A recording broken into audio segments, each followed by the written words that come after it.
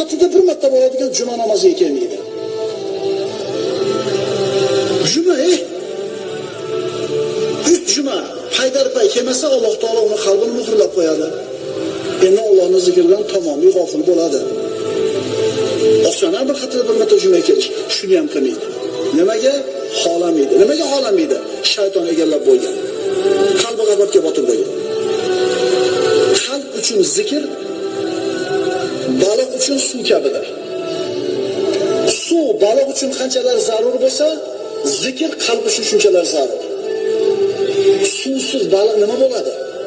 O'ladi. Allohning zikrisiz qalb ham o'ladi. G'aflat o'zi ikki xil bo'ladi.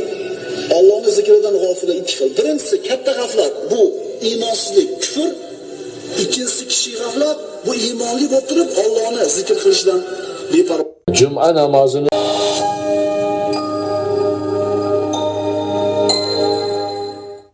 Savol: Juma kunida juma namoziga umuman bormaydiganlarning holi qiyomatda qanday bo'ladi? bu o'z-o'zidan ma'lum narsa. Juma kuni o'ta fazilatli kun hisoblanadi.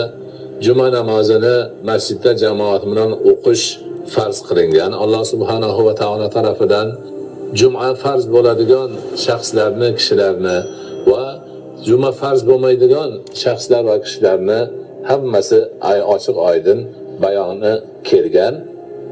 Juma namozini o'qishi lozim bo'lgan shaxs jumaga bormasa, albatta katta bir gunoh ishni qilgan bo'ladi. O'shandan qo'rqitish ma'nosida aytilgan hadislarda o'sha bir marta bormaganida qalbiga bitta dog' tushadi.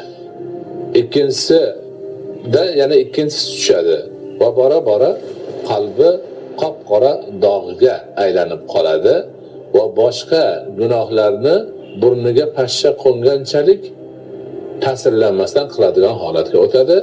Bu esa oqibati nihoyatda yomon bo'lishiga sabab bo'ladi.